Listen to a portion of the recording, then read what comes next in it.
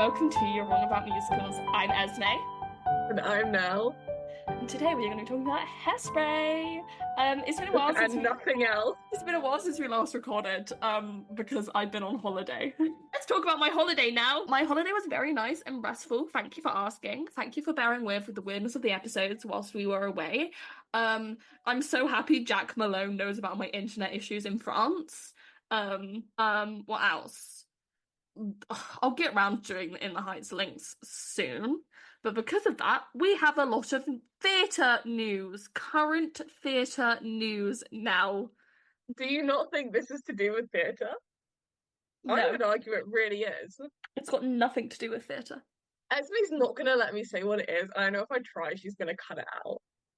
But I just want to let you know that I found out some really interesting things today. We've been talking for 2 hours, and at We least have the last like half an hour half of an that hour has been me talking about this. and me running around my room screaming, "Shut up!" I think she was genuinely angry at me. Like there was a point where she was like, "Now I'm going." No, I'm And going soon when I enough. come back, we're not talking about this. If you talk about this, I'm hanging up. No episode now keeps annoying me this week. I'm sure we'll mention it in an episode where we'll just be talking our shit. We'll get drunk when we do our drunk episode. It's just I can't wait to bring this up all the time. Never happening. I watched the Anyway, jukebox musical this week. you did big news. Nell watched a jukebox musical. I'm Talk gonna about let that everyone instead. take a second to like guess what it was. So bear in mind, Nell's not seen Moulin Rouge or Mamma Mia. Any of the big ones. Any of the big I ones. don't like jukebox musicals. She's It's a always been a proud thing for me. I'm a jukebox hater. purist. Yeah. Hate jukebox musicals. Mhm. I watched Greatest Days, the Take That musical. When you were like, yeah, I watched Greatest Days, I think I like Jukebox. I was like, of course you watched Greatest Days. It wasn't like Mamma Mia. It is such a strange musical. Mm. And I'm really sad I've never seen it on stage. It finished its tour last year and I didn't get to Yeah. see it. I did see the movie, obviously. It I was did pretty good. I did have the I thought. genuinely recommend it, especially if you like Take That. That was a bonus for me. I only watched it because I like Take That. I genuinely had the thought of, oh my God, if Nell gets really into like jukebox musicals, she's gonna have to go on that journey alone. Because I ain't like we will like if you want to go see Mamma Mia, I'll go see Mamma Mia with me. I like Mamma Mia. However, if you were like, I really want to go see Moulin Rouge, I would be like, Or no. like Angelia or something. Yeah. I've seen But no, Angelia, it was not to be good. fair, I think the one thing that made me like it was one, Mm, I was a little bit drunk. Paz. And two, I like Take That, but I don't know many Take That songs. Like they sang like, was it Rule the World? Like the Roughly. well-known ones. And I was like, I know this song. This is a good song. This is Yeah. cute to see. Mm. But more so in the way of like when you're watching a movie and they have a famous song come on and they all sing along and like, this is cute. Every other Mm. song to me was just original because I'm not listening to Take That much. Mm. That was kind of the only thing getting me through. I was like, yeah, I think you'd like it, Mamma Mia. I think you'd have a similar I response to know I Mamma Mia. would like Mamma Mia, but I know the ABBA songs too well. Interesting. There's a couple, like, especially in the stage show, there's a couple of songs in Mamma Mia that you don't expect to be that, and you're like, oh, this is really cute. I love this. It's also the only other thing is that at no point in Greatest Days Mm. do they pretend that they're not. This is going to sound weird. They're not singing songs, as in the plot line revolves around a boy group, not Take Mm. That, but a fictional boy group, and the Hmm. Take That songs are just that boy group songs. Mm. So it's just they are singing songs from this boy group, and it's a big part of the plot that they all like this boy group. Watch Greatest Days; it's a good movie. Um, Mm. but they're not pretending that they're like it's a musical where they're just singing. Yeah. They're just like singing these like they're singing about their friends, but they're using a love song. You know, You would like Mamma they've Mia. not warped the plot to make it fit these specific songs. Oh, no, they've not done that with Mamma Mia. Yeah, but like Moulin Rouge. you know, I Anyway, But like, you know what I mean? Like, they're not yeah, pretending it's an original song written yeah, for this musical. They're yeah. just like, here is a plot line. By the way, here's a song from Take That that we think kind of fits the mood. And you're like, yeah, okay, sure. It's like when you do the when it's the winner takes it all, you're like, yeah, that makes sense, I guess, but it's performed so well that you're just kind of like, this is the greatest thing ever. Yeah, but I love Meryl Streep anyway, so I was always gonna like, you know. Also, And I've like, seen Mamma Mia too, to be clear. yeah, that's also the other thing. I've Mel seen the Streep, second one. well, the second one is kind of a prequel as well as being a sequel. That's what I'm saying. I know what to expect going in. I've seen Mamma Mia too. Here we go again. Yeah.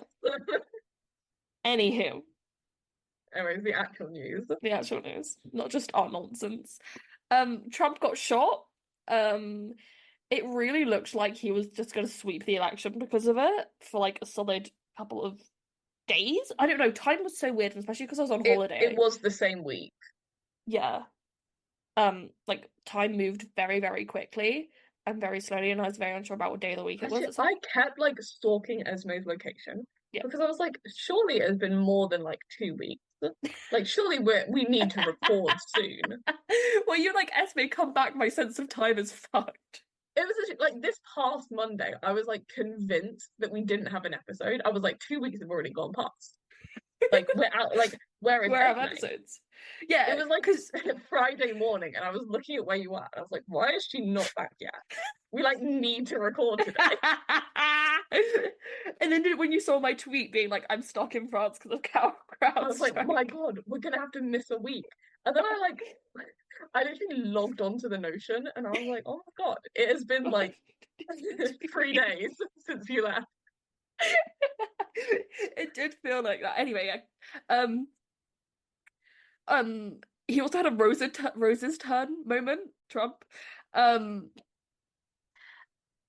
he did Rose's turn where he had the background and it looked like Apparently, Glee. it wasn't actual lights; it was just on a screen. That's worse. That sucks. That's so bad. Trump commits to Don't this. vote for him because of that. Guys, he has bad theatricality. You should tell you who doesn't. Kamala Harris. Kamala Harris. Um, You think anyway, you just fell out of a Madam coconut Coconut tree? Tree. Um, thoughts and prayers of Laura Osnes. She's probably having a hard time with, her leader being shot or some shit. I don't know. I do enjoy when something big happens to Trump and so everyone's like, check in on Laura. Check in on Laura Osnes. Eyes on Laura now. But here's my thing.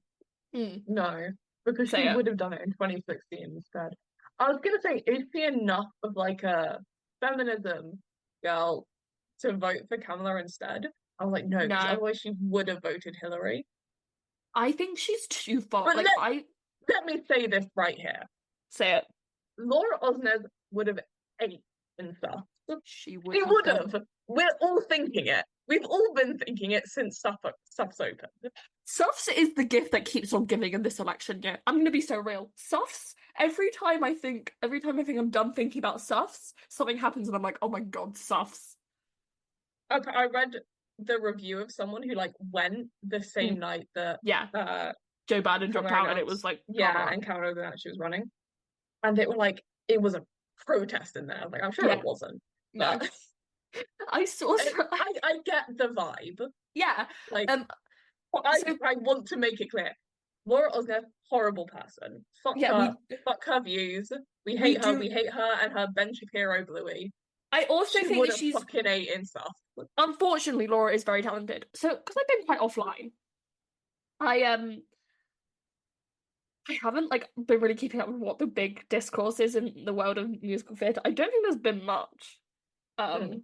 I don't think I've missed much. However, so I was like, where's the best place to get the insane insanity that's going on? Reddit. I went on the Broadway Reddit, and they were like, someone was like, should I buy an open like an a ticket to Suffs on election night? And I was like, if Suffs is still running by then, which it looks like Yes. it is, go. But then everyone Yes. everyone in the comments was fighting about whether or not they know the election results by the time Suffs got out, and they were like You want to go the day after? They were like talking about what time state like votes were gonna come in, and I forgot where I was when I was reading it. And then someone went, "This is the Broadway Reddit," and I snapped back Yeah. into reality. Obviously, Kamala Harris isn't like the ideal candidate. She's Like better than Joe Biden. there are many criticisms you can make of her. Oh, 100%. And I think the people who are being like, I'm gonna vote third party because I don't agree with Trump or Harris, you're giving a vote to Trump. Yeah. If it's between a non-ideal Democrat and Trump, Mm. vote for the Democrat.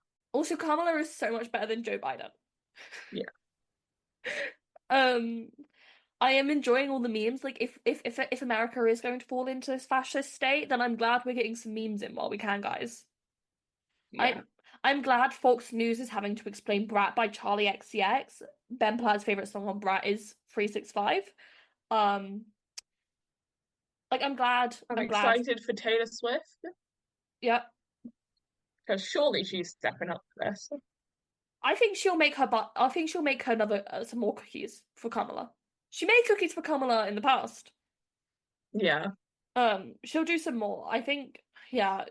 Also, the thing with the whole Kamala thing is people forget how effective memes and social media hype is. Like people don't like Kamala. They're just joking about her because she's entertaining and not a But fascist. it's getting her out there. It's getting her out there, and young people registration to vote went up 700% the day she announced she was running. That's got to mean something. Yeah.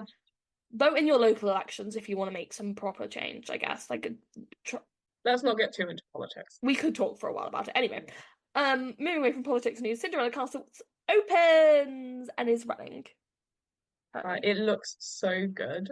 I've seen one thing of the puppets, and I'm like, I need to be there so bad. I need to be there. I've seen like 2 different people who have flown over from the UK to go and see it. I'm like, same. That should be me. Nah, if I was a billionaire, if I won the lottery, I wouldn't tell y'all, but there'd be signs. You would see me at Cinderella's castle. You would see me at the most unhinged theatrical places where it's like, where the hell did she get the money to do that? Pax the Jellicle Ball. Yeah. Cinderella's castle. Yeah. And what else would I go see? Gatsby. One of the Gatsbys. So One bad. of the Gatsbys. So bad. Hello Dolly, multiple times. Hello Dolly. Oh yeah, people bootlegging Cinderella's castle, and all I have to say to you is grow up. Fuck you. Don't you know that like I mean this with full sincerity. Yeah. If you're bootlegging Cinderella's castle by Starkid, kill yourself. The thing with bootlegging Cinderella's castle that's so insidious to me is one, it is an independent theatre company, and yes, whilst they are still crowdfunded, they don't have commercial producers. I don't think they make a ton of money from this. The way that they really make their money is through the digital ticket sales, the album sales, and all of this other stuff. So you guys can't go around bootlegging and eating into their margins. Mariah Rose Faith. The thing is, one of the things that I've always argued for with bootlegging is that there are some shows that people will never get to see live. Yeah. For me, I'm kind of coming to accept that Tuck Everlasting is one of those. See, I used to feel that way about Next to Normal, and then now I can, so anything's possible. It's stuff like that. Like, for a lot of shows, and I would never watch bootleg, but for a lot of shows, there's like no way to see it. Like Bandstand. I've never watched a bootleg, but I may have seen a bootleg of the Pro Shop because it was never available for me. And also the original bootleg before the Pro Shop was out. Yeah, stuff like that. The thing with Cinderella's castle and Starkid in general is that there is never a worry that you're not going to see it. Yeah. Even if it takes a year. Yeah. They're releasing that, like, Pro Shop. Yeah. They're posting it on YouTube. Also, 100%. So, like, if you want to see it sooner, fly out. Or pay, like, £10 for the digital ticket. In, like, a week or so. The thing with something like, I don't know, like, I've never watched bootleg, but I think, did I watch Hamilton bootleg? I don't think I ever watched Hamilton bootleg. I did. I was like, I'm probably gonna see this. That was my argument with Hamilton. There are some bootlegs that I've watched that shows I've now seen. They're either closed shows or shows where I'm like, I'm never gonna fucking see this shit. Like, I have to watch the bootleg. Like, I've never watched bootleg. Definitely watched an Anastasia bootleg, but never watched bootleg. Yeah. I don't feel too bad eating into. Sorry, I've never watched a bootleg. I did watch an Anastasia bootleg, and then in the description they linked a better quality version. They did. That was funny. That was crazy. And it had subtitles. It was a subtitled crazy. Also, one thing about the Stalker thing, Mariah Rose Faith made a tweet being like, please don't bootleg this.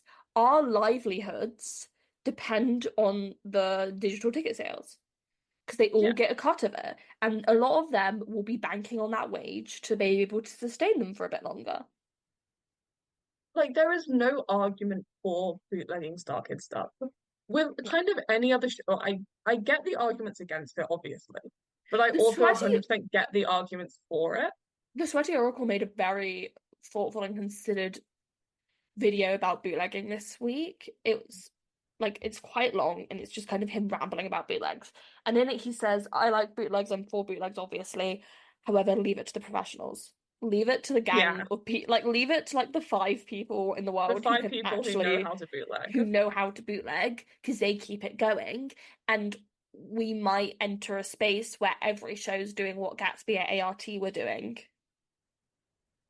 Yeah, I don't know. Also, there's one, I'm not going to rat them out, but I'm going to rat them out a little bit. There's one TikTok account that is like advertising their bootlegs on TikTok. I've seen this fucking I account, I love this account because dude. it feels quite retro to me. I saw people looking to trade bootlegs recently. I didn't know people were still doing that. I saw That it and feels like a lost art. I saw it and someone was like, here's like they were like, oh, someone in the comments was like, oh, do you have the full length of this bootleg? Because it was a Gatsby bootleg, and I do need to still watch a Gatsby bootleg. I've never watched a Gatsby bootleg. I'm gonna be so real with you guys. But if anyone wants to send me one, let me know. No, watch bootleg. And so I was looking in the comments seeing if there was like a Google Drive link, and they were like, no, go to my Tumblr, and there's a list of prices, and I was like, we're back, baby. We're so fucking back. And it's like, yeah, that bootleg is not set for general release until like December. I was like, oh my god, we're so back. We're back to general release bootlegs. A dream. Um, And all the but people, yeah, like it's all the kids like in the comments were so confused, and I was like, oh, I feel so old. they're like I was thinking they're like, so this slime Slime tutorial. tutorial. We all know what Grow slime up. It's a tutorial is now. bootleg and you will pay £10 for it. Or trade. And they have nothing to Or trade. trade. They have nothing to trade nowadays, these kids. I know. They just don't understand. I was like If thinking you about it, I want was to like, get into early release bootlegs, you've got to buy at least one. yeah, and then trade it. Because then that's your trade. I was thinking about it, I was like, I don't have anything worth trading. Also, I'm not spending money on a bootleg. I have never bought a bootleg. I No, want to make that very clear. I've I've never never bought a bought bootleg. a bootleg. I may have benefited from other people that I knew buying bootlegs. I was about to say I know a story. I may have sat on a Discord call and watched trades go, but I never traded anything and I never bought a Personally, bootleg. I've never bought a bootleg. No, but it filled me with a lot of joy to know that we are reverting We're back so in some back. ways. We're so back. Anyway, But anyways, for I will be Cinderella's looking. Castle, for Starkid in general, don't fucking Don't bootleg. fucking Grow bootleg up. it. Get a grip. Anyway, Grow up is my new favorite thing to say. I love saying get a grip. Get a grip. I Grow like up. saying get a grip. Get out of my house. My friendship bracelet that says get out of my house is one of my favorite things. I really like my stars. Do you like them? Because that woman just was like, you guys seem like you'd enjoy these. To be fair, I The sent her the unhinged one I had and it Caribbean. says hats. I just like, do you want stars? Do you like them? And then I was looking for them and went, oh my god, I say get out of my house all the time. Yeah. Um. Anyway, We've got to speed through this. We have so much news. now do you want to talk about this one? It's important to you. I am a trendsetter. Yep. I am an oracle. Yep. I have never been wrong in my life. Nope. Never. And everyone loves Hello Dolly. Yep. I still don't have tickets to go see it, No. but I want to. I was a bit drunk and tired and ranting over voice note to one of my dear friends who has seen Hello Dolly.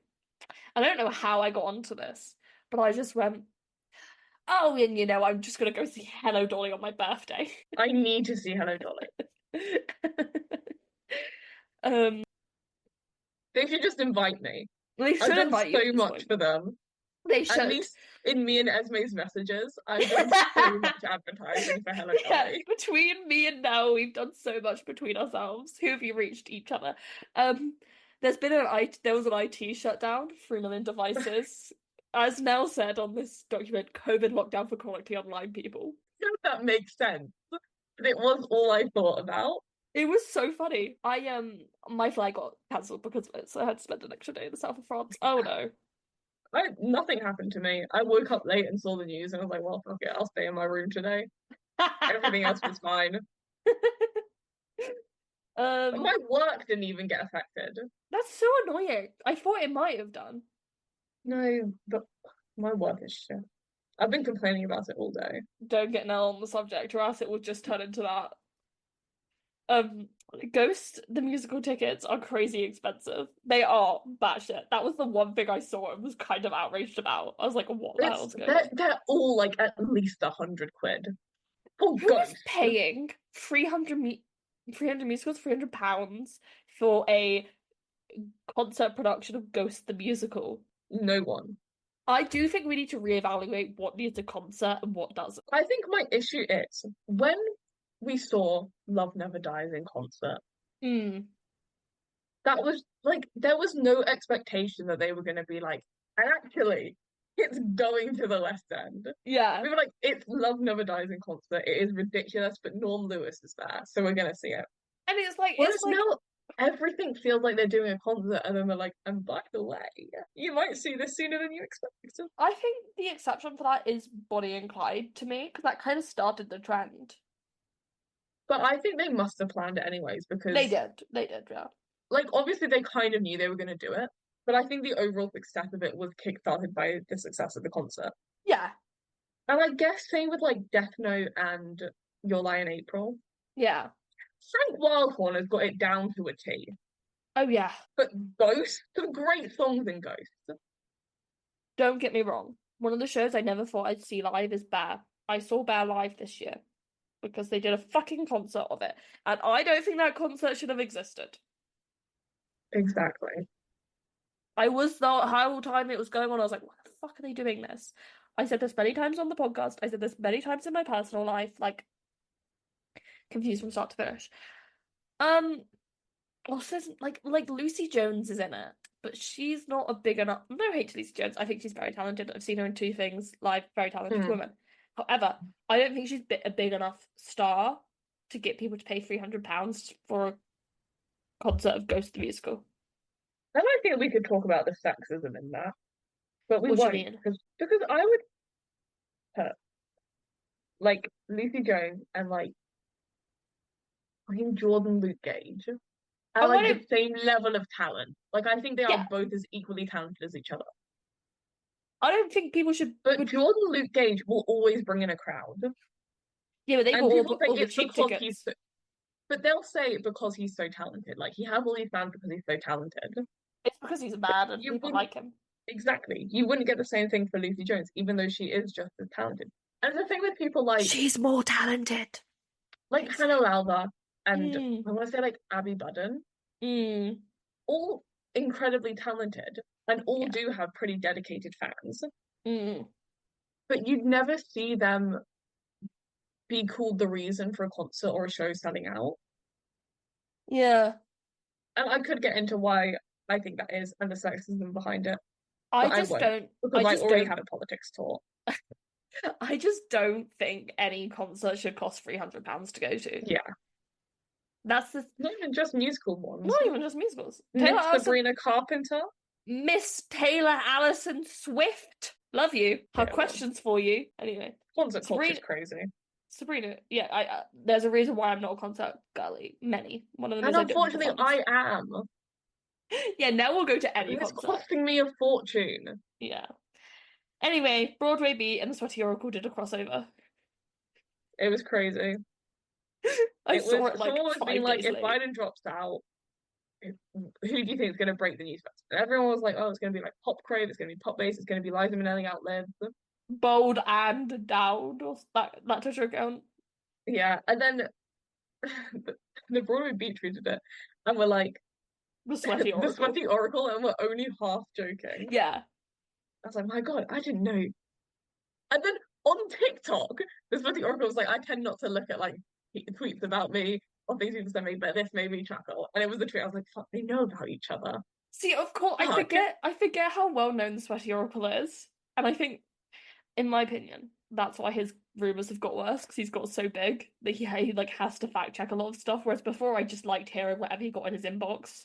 That was vetted to Yeah, some before degree. he'd just be like, oh, and by the way, like the Phantom is closing, and you'd be like, yeah, sure. Sure, so and then it'll come true. Yeah. You'd be like, fuck, maybe he's onto something. Yeah, I do miss those days. And also, I get why why it's not like that, but it makes me sad anyway. Love you, Sweaty Oracle. It does also annoy me how many people, like every single person, be like, this is a rumor. I have a rumor about Yes, who's yeah, gonna like do this. And then people will like take it to Twitter and be like, guys, this is guys, happening. It has this been confirmed. And then happening. he gets this reputation of lying. He's only lied a couple of times, And that was funny. and it was funny. Very good. Let this Sweaty Oracle rock. This is very big news for us. I was drunk at an intense family dinner. People were talking German over me. It was horrific. I looked down at my phone to a text from Nell and go, "Oh my God, that's So amazing!" out loud. I saved her. Yeah, Nell saved me. Mandy Gonzalez saved me. And again, we'd heard rumors from the Swati Rebel it was gonna be someone else. Yeah, But but they're like rumors. at the end, like Like, so when I grow saw up. when I saw Mandy Gonzalez is basically Mandy Gonzalez is alternate Norma Desmond. It's gonna be so good. Really so good. That is such a good cast. It's such a good casting. And when I saw it, I went, yeah, checks out. Amazing cast. Bootleg. Good. You know. I know they're gonna be there. Boulevard. Here's the thing, and then I think I'm gonna move one of our news stories up to talk about it straight after this. I know which one it's gonna be. It feeds into it. And then I was thinking about it because I was bored out of my mind at this dinner again, people talking German over me. And I was thinking about it, I was like, I would go see Sunset Boulevard on a day I knew Mandy Gonzalez was gonna be in, so I could see her Norma over Nicole Scherzinger. Who I'm sure her Norma's amazing, but Mandy Gonzalez and Grace Hodgett Young on the stage together makes my heart very happy. Which of course, anyway, so guys, if you saw some news today, this probably week when this comes out, last week, that really made you think of me and now and go, oh my God, they're gonna be crying. Well, I did cry. I'm not even joking. I was Crying so for our tired. bank accounts. It's with a heavy heart that we report this. Donald Finn and Grace Hodgett Young to leave Hadestown on August 25th. Now, I don't want to be sexist when I say this, because there's a very clear reason why one deeply shocked me and the other one I was like, okay, checks out. Like, sad, but checks out. Because the second Grace Hodgett Young was announced for Hadestown, we knew her time there was short because we knew that she was going to go off to do Sunset Boulevard on Broadway. Yeah. That had been long confirmed. We sat in the theatre for Hadestown, hypothesizing when she would leave. Again, I really enjoy Grace Hodgett Young. Not out of like malice or anything. Literally just being like, she is casting this, she's very good in this. Realistically. She has also got something lined up with a set start date. Yeah. When is she gonna leave to go over that? Because they're gonna have to do rehearsals for the new cast coming in, for the new theatre, all of that. Yeah. So she can't like leave the day before. Also, it's on a different fucking continent, so she has to like move. Like we were literally like, how long is she gonna stay in this role? Because we want to see her again, and Ethne would go and see her again. I've not seen her again. I've only seen her once. I've seen her 3 times. Yeah, so I've seen 3 different Eurydices. I've seen her first cover, and her second cover, all of which are amazing. Yeah, highly rate all of them. However, the big piece of news that made us go, what the hell? Donald Finn's leaving. Guys, I'm not okay about it. Why can't I have nice things like an Orpheus who can sing? Let me just say, me and the gals are not happy. She doesn't mean that as in she thinks the next Orpheus isn't going to be able to sing, by the way. That's not what she's saying. That's not what I'm saying. I'm excited to see who the next one is. Oh, I'm sad. I'm sad for whatever casting choice it is. I don't know. I'm going to say that with my full chest. But let me just say, there's some outraged people in my life about it. My friend who's off in the wilderness, who I keep updated with pop culture texts every so often, she's outraged because she can't go see him before he leaves. My dad's annoyed. Esme's dad, if you're listening to this. Hey. We take you along if we got good seats. We would go see Donald Finn, who's the Irish guy, because that's all they know The him Irish as, the guy. Irish guy. The Irish guy with the falsetto. The Irish guy with the guitar. And then I had to explain to him why Donald Finn's Orpheus is so special because he has no point of comparison. Oh, also when we were away, my parents kept recommending Hadestown to like three different people on three different occasions. And if any of those people are listening, we'd come along and explain. It was crazy at some point. It's like, because they don't like musical theatre. And every time they brought up Donald Finn as Orpheus. And I'm not saying that I've not heard the same hype from people who don't like musical theatre in my real life who've seen other Orpheuses. Anywho, moving on. I also just want to say I am distraught that I think this means we're not getting a recording. Yeah, I'm so upset. I'm so Please, upset. in the month Please. left. Please. Click. Oh, Carolee Carmelo to play Kimberly in the Kimberly Akimbo tour. I'm really excited by that. Yeah, I saw it and I went, oh, I love Carolee Carmelo. From Tuck Everlasting. And Parade. And Parade. New York City Centre Ragtime. They announced their further casting. I love Ragtime, and they had so basically I just saw the list of names and then like I kind of put my phone down because I was cooking. And then like I was thinking about it because it was Ben Levi Ross as younger brother, and then it was oh my god, Joy Woods as Sarah, which is going to be outstanding. Bootleg now of her Your Daddy's Son. I need it in my life. New music, I need it in my life. Just give me, just like actually, if someone could buy me a ticket and fly me out there, I could give political commentary during the election cycle and go see Ragtime, you know? And then I also saw Shayna Tubb. And then I was like going about and I was thinking about it and I went, oh my god, they've got Shayna Tubb to play Emma Goodman. Like, yeah, sure, Shayna Tubb is going to be playing Emma Goodman. No hate Shayna Tubb, but I just thought it was funny, you know? Adam Lambert and I said her name properly earlier, Ali Carvalho make their Broadway debuts in Cabaret in September. I saw people talking about stunt casting again. I've said my piece on stunt casting. I won't say anymore. This is a good cast though. This is good. Yeah. Cabaret needs stunt casting to survive. I hate to break it to you. Cabaret is going to have a revolving door of stars with those prices. With those prices. And if you paid any attention to what happened in the UK theatre, you would know that this is just what Cabaret does. It's a good cast though. Trust me, it's a good, like, I would very happily go see it. Anyway, this is big for now. Yeah. 25th Phantom, Miss Saigon, and Girl from the North Country to be playing in cinemas in November. So Nell's gonna go see Girl from the North Country. I have the other two on DVD. I do want to go see. I have the other two on DVD. I do want to go see Phantom in a cinema. That production of Phantom in a cinema. I think it'd be cool. Esme, I'd love to. I genuinely would. You damn well know I'm going with my sister. Oh no, I know who I'm going with. I'm going with my sister. I know who I'm going with, and it's not you. I know. Me and my sister will annoy each other with it. Me and my friend will have a very civilized time at the 25th. Yeah, the last 5 years to play the Hudson Theatre. Too big. Nah. Yeah. You gotta go to one of the small ones, and they've gone to the big one, and I'm like, what's the point? Ariana Grande says she'll not be doing anything not Wicked related. That's how I feel. All the time. I wish I could put a statement like that on my Instagram stories, and it meant I was completely like free of obligation.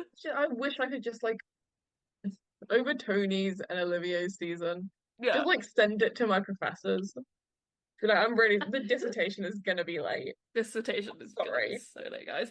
I wish I could have done that when I got really into Hadestown. I'm not doing anything un-Hadestown related. Yeah. It is now time for Hairspray. Yay. Let me get it up. Hairspray is a musical with music by Mark Shaman and lyrics by Mark Shaman and Scott Whitman, with a book by Mark O'Donnell and Thomas Meehan. The musical is based on the 1988 movie of the same name, which is written and directed by John Waters. Fun fact about this movie is I have a friend who watched the movie of Hairspray, like the original 80s movie, thinking it was the musical, and got to the end of it before she realised that there was just no songs. Jesus. We were like 10. Okay. But it was pretty funny when she was like, "Yeah, I watched a Hairspray movie and there was no songs. It was really sad. It's gonna be okay, girl." And then we watched the actual movie. Like, actual movie. You know what I mean? The movie we wanted to watch.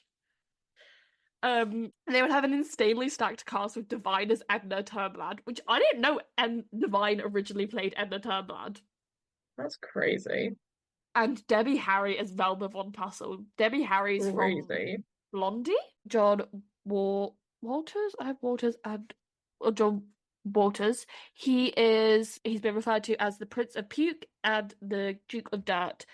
Beauty is certainly in the eye of the beholder. This iconic active filmmaker has created a career for himself rooted in the very essence of bad taste, responsible for helping cult performer Divine reach cultural fame by casting her in early films Roman Candles and Mando Trasho. The director helped a new era of independent filmmaking, one of which encouraged total liberation and freedom.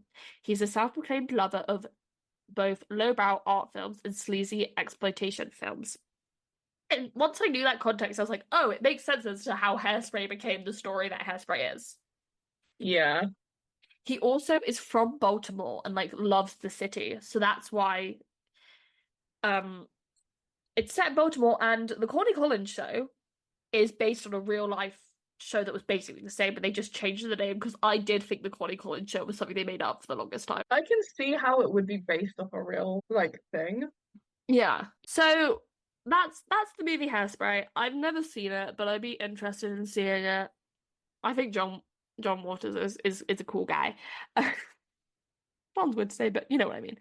So enter Margot Lyon, who was an independent producer who was originally also from Baltimore. In the summer of 1998, Lyon caught Hairspray on TV for no other reason than she was home saddled with a bad flu, possibly perpetuated by a bad funk. Her beloved Triumph of Love, a musical tale which is based on a Moldavux play she developed and single-handedly produced, flopped 6 months earlier. She was really mourning, watching $3 million of investors' money and those 100,000 she borrowed to tackle away into nothingness. A person, they could say, would catch a cold. She also developed anxiety about the next project she painstakingly develops and brings to stage. So she sees Hairspray for the second time, because she saw it the first time when it first came out and went, I don't understand this. But then she was sick with this cold and went, hang on, this is my next musical. This is what I've got to do. So then she gets Mark Shaman involved into adapting it, and he suggested Scott Whitman. And at this time, they hadn't really done much theatrical work. I think that they like arranged for Bette Midler a lot, and they'd done some work on South Park. Um, Yeah. Before being asked to write the music for Hairspray, and they set out to write 3 songs for the like an audition to get the role of composer. They wrote Good Morning Baltimore, Welcome to the 60s, and Big Blonde and Beautiful. All bangers. yeah. Lyon would be able to ensure the rights to the film with these songs. With Walters saying over the phone interview that she promised him he would make a musical about a chubby Baltimore teenager who wins a local spot on a television show that stayed true to his voice and his vision. She stuck to her word, he said, and we got lucky.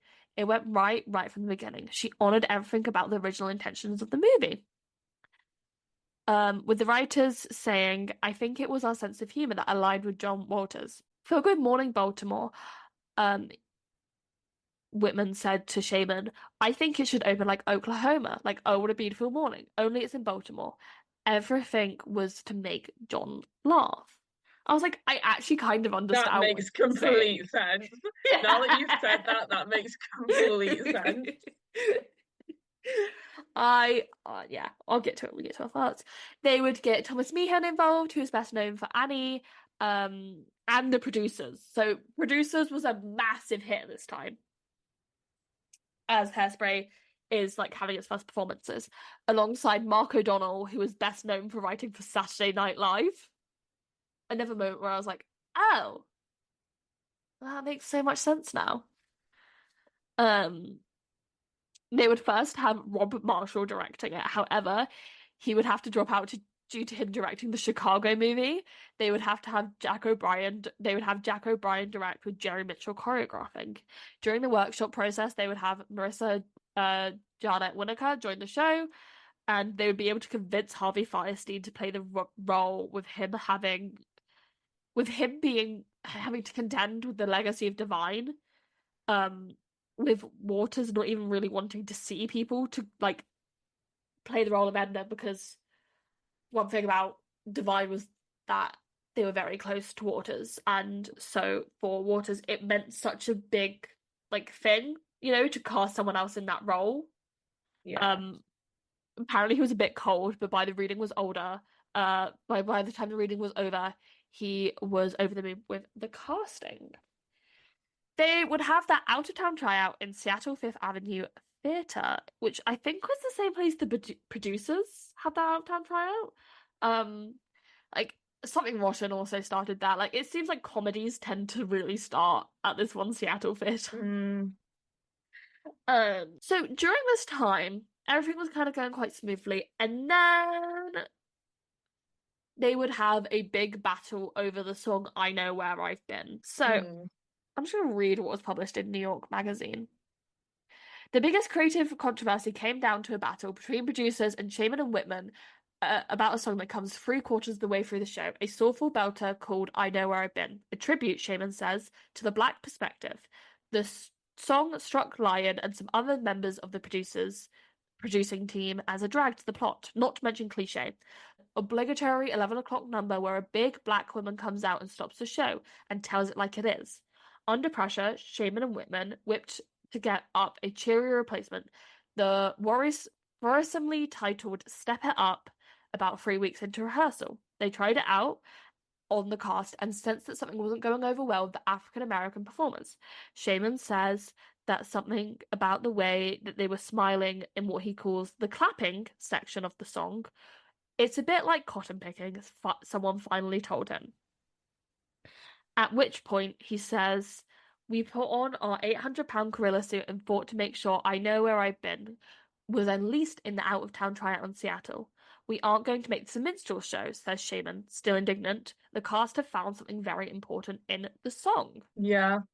Yeah, it's an interesting story. I think it is one of those things. In some ways, I get the critique of being like, oh, this feels cliche. Yeah. But I also think that, like, it's Hairspray, you know? The opening song is a parody of Oh What a Beautiful Morning. I think as well, if you can, what was this specific phrasing they used? A big black woman comes out, stops the show, and tells it like it is. If there's any show that's going to do that, it should be Hairspray. Yeah. Like, I think we've critiqued Hairspray before of being like baby's first introduction to racism. Yeah. Tracy Turnblad's gonna solve racism. Yeah, you know, like, it is by no means a complex take No. on racism, especially not. How do I want to say this? Hairspray, in a lot of ways, is trying to dumb down isn't the phrase I want to use, but it's the best I can come up with. Simplify? Simplify systematic racism, specifically in America. Yeah. But they do it in a way that is appealing to a white audience. Yeah. Which is why the main character who is going to dismantle racism isn't an actual person of color. Yes. But is Tracy Turnblad. Yes. And I don't necessarily think that's like a bad thing. Like we've come so far from what Hairspray was trying to do. 100%. But I don't think that means that Hairspray is entirely like useless. Yeah. Like I saw Hairspray when I was young. I like know people who did productions of Hairspray that when they were younger. Yeah. And it is very much a very simple introduction to, there is a system in place that keeps non-white and in some aspects non-like conventionally attractive. What's there is a word I'm looking for. I guess just typical. Yeah. That does feel kind of racist to be like black people aren't typical. I But that's not what I mean, you know? I think Hairspray definitely has a place as being um an introduction to the historic. Thankfully, it's a historical concept. There's a more nuanced debate to be had here, but we're talking about the musical Hairspray, We're talking about around Hairspray. segregation. And hey, kids, there was this thing that's called segregation. Here's a real life example of it. Yeah. But like this idea of saying there is a system in place that keeps some people down for Mm, stupid reasons, and then yes. even kind of exploits those people to uplift the others. Yeah. And I'm phrasing it in such a like weird and like apolitical way because that's how Hairspray does it. It's not there is a system in place that keeps black people down and lifts up white people. Yeah. Because it also brings in Tracy Turnblad. Yeah. He's like, she's kept down because she's fat. Yeah. And it feels a bit out there to compare that to being kept down because of your race. But they do Yeah. it because it's the easiest way. If you can see, if both black and white people can see themselves represented in the like underdog group, Yeah. then they're like, well, I need to fight for what's right. I need to fight up against the Corny Collins show Mm-hmm. and fucking what are their names? I just always Oh, think of her as being played by Amber. Dove Cameron, Amber. Amber In my mind, she's and just Dove Cameron. see, she's Laura Bow. She's Laura Bow to me. To me, she is Dove Cameron from Light in the Piazza, I love the light in the piazza. from the Clueless musical. Oh my God, do we remember that? Do you remember Dove Cameron from the Clueless musical? Hairspray never, yeah, Hairspray's a musical comedy, and there is a discussion to be Hairspray, had when it about, really doesn't need defending at yeah, all. yeah. I think Like, where no I one is out there being like, we need to cancel Hairspray. there is a argument, in my opinion, to be had about how do we treat Hairspray going forward? Do we need to revive it and kind I of think my thing is, stuff like that? at least in my mind, and maybe I'm being too generous here, I don't think the vast majority of the general public is stupid. No, I don't think they are. And so I don't think that anyone is like, or that most people aren't looking at Hairspray and seeing anything other than a very simplistic view of Yeah, segregation. yeah. And that is fine. Mm, Like, it's never claimed to try and do anything more. mm, No one has ever really suggested it's doing anything more. yeah. It is literally just segregation was an issue. Here's a musical about it. You shouldn't be racist. Not even that. It's like here's a musical about a fat girl named Tracy Turnblad and her agoraphobic mother, and they want to dance, and oh no, they solve segregation. Fun. And it's like, you can't stop the beats. Yeah. Great song, first of all. You can't stop the beat. Fucking bangs. But it is a fucking great song. But it's just like, I genuinely feel like I'm trying too hard to be like, but guys, Hairspray's good. Like, they're a good. No one thinks Hairspray is like bad. No, everyone universally fucking loves Hairspray. Like, I'm not gonna pretend it's the pinnacle of like musical theatre. No, It's fine. it's yeah. It Like, I don't want to get that out there now because otherwise I'm gonna spend the whole rest of the episode being like, and guys, I know we can do better than Hairspray. There is a more complex conversation to be had, but Hairspray's okay for like what it was trying to do at the time. Everyone knows that. I I I we'll get to it when we talk about our thoughts because I have a lot. Hairspray means a lot to me, as I think Like, it I does a guess lot of people our to age. tie that back into what we were talking about way before, Yeah. the idea of being like, I know where I've been as a cliche number Mm, is I think that the whole show is cliche. yeah. And I think it would, like what they're saying, it would be better to have a kind of cliche number than to have something that feels racist or that feels Yes. dismissive of the racist aspect of the show. Yes. Yeah, no, I do agree. Like, I genuinely, it's better to do the bare minimum Yeah. than to try and appease a white audience more. Yes. Anyways, Yeah. that's my thoughts on Hairspray pretty much.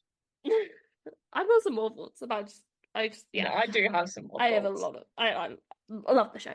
Um So the atmosphere in Seattle would be described as the cast still has 2 weeks until reviews, but if the audiences are any indication, the show is a hit.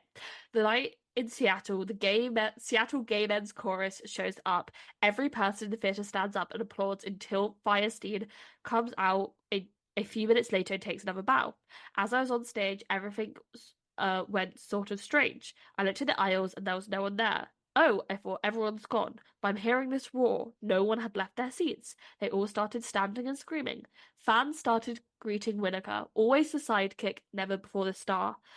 Outside the stage door, her sister cries at the sight of it. People in Seattle restaurants approach the actors they recognize for autographs. One night, Waters' old pal Roseanne turns up. As soon as Tracy appears on stage, she calls out in glee, "That's me." I think that's more a testament. Yeah. Like, Hairspray, I think in its very DNA, Hairspray's for the excluded, if that makes sense. Yeah. I really liked that quote.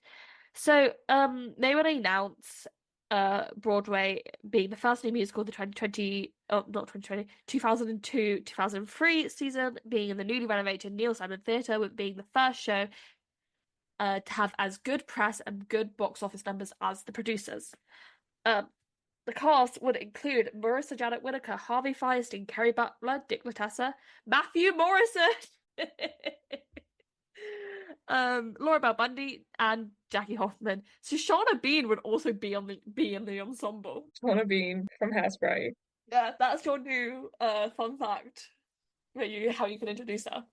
Um, it would cost $10.5 million to produce. By the end of the Seattle run, the tickets were sold out of town. Audiences kept getting better and better dressed as it becomes more an event. On the strength of the reviews, the New York advance sales numbers are creeping towards 5 million. Not the $40 million advance for the producers, but strong nonetheless. So this is gonna sound really weird when I say it, but we were a year out from 9/11 at this point. New York wanted a comedy, if you get what I mean. Like, they didn't want something depressing. They Yeah. wanted fun, good times where they didn't really have to think about it. Fun, banging songs, we fixed racism, Yeah, Hairspray. exactly. And you can see how Hairspray has become what it is. Yeah. Talking Broadway, which was basically the OG site where people used to go to bitch about shows. Dear Lord. Like, there's a whole thing with it and Seussical and how it basically ruined that production. It's very interesting. I have nothing but nice things to say about the cast and score. I haven't seen this good buzz as the producers, says John Frank, the writer for the site. As the noise in the audience grew louder, it grew in those outside of the theatre community started to take notice. People in the architect world don't show a lot of valuable enthusiasm for theatre. They just quietly call and start asking for tickets. They would have a Bloomingdale like window like on Fifth Avenue just with Hairspray stuff in it, just for promo because they just can. And this was all before it like opened or started previews in New York. Damn. People just really wanted for the beat to never stop, you know? They just Yeah. wanted to vibe. Could you imagine being in a theater and hearing "You Can't Stop the Beat" for the first time? Like, not Oh knowing what my was about to happen God. to you. I think you'd go into cardiac arrest. I guess that's the other thing with Hairspray. It just like perfectly appeals to both Yeah. musical fans and non-musical fans. Yeah. Like, again, you can't stop the beat. Good morning, Baltimore. Mama, I'm a big girl now. Mama, I'm a big girl now. Welcome to the 60s. Welcome to the 60s. Just all genuinely Oh. good songs. And I think obviously is niche the right word to use for Hairspray? But like the niche songs will appeal to more like hardcore Yeah. musicals fan. Yeah. I'm getting up the sound. I I listened need to it to. yesterday and I had a ball of a time. Yeah. Are you getting up the movie or the original Broadway cast? Like something like The Legend of Miss Baltimore Crowd. Banger. Musical theatre fans love this song. We I but love it. It's a Play it in the great club, song. I would go crazy. As well as like so many great songs. I'm just looking at it. So many great songs.